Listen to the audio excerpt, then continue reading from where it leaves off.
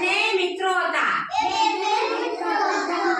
બે મિત્રો હતા. ઊંટભાઈને શેરડી ખાવાનું મન થયું એટલે શિયાળને કીધું કે ચાલો આપણે ખેતરમાં શેરડી ખાવા માટે જઈએ. ઊંટ અને શિયાળ બંને શેરડી ખાવા માટે ખેતરમાં ગયા. શું કર્યું? ખેતરમાં ગયા એટલે શિયાળે શું કીધું? થોડી શેરડી ખાધી. થોડી શેરડી ખાધી અને શિયાળે શું કીધું? હું તો ખાવું એટલે મને ખાવાનું મન થાય એટલે મારે ખાવું છે. એટલે ઊંટે શું કીધું? શું કીધું ઊંટે?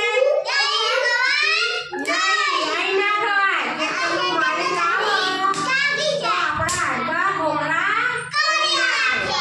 હા, તો શિયાળ ભાઈ તો માન્યા નહીં અને ગીત ગાવા માંડ્યા. કેવું ગીત ગાયા? હા, એવું ગીત ગાવા માંડ્યા અને ખેતરનો માલિક જાગી ગયો અને લાકડી લઈને આવ્યો.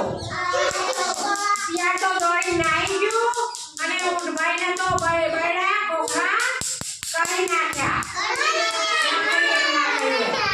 એટલે ઊંટ તો લંગડાતું ખેતરની બહાર નીકળ્યું. શું કર્યું?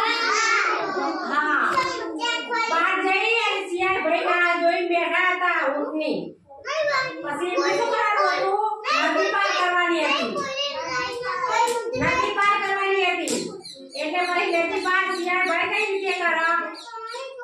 એટલે ઊંટના પીઠ ઉપર બેસવું પડે ને. એટલે તો શિયાળ તો ઊંટની પીઠ ઉપર બેસી ગયો. નદીની વચ્ચે જઈને ઊંટભાઈએ શું કીધું? શું કીધું ઊંટે? આરોટવાનું મન થયું. મન તો પાણીમાં નાવાનું આરોટવાનું મન થયું.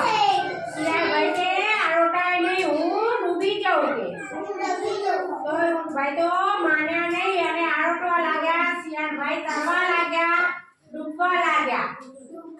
એટલે વારાફરતી વારો આવે ને, ઊંટને માર ખવડાવી હતી એટલે પછી શિયાળ ઊંટે ભાઈબંધી કરાય.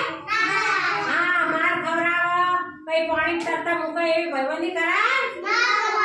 ભાઈબંધી એવો નહીં કરવાનો. આ તો ઊંટને શિયાળની વાર્તા હતી પણ ભાઈબંધી એવો નહીં કરવાનો. આપણે દગો દેવો.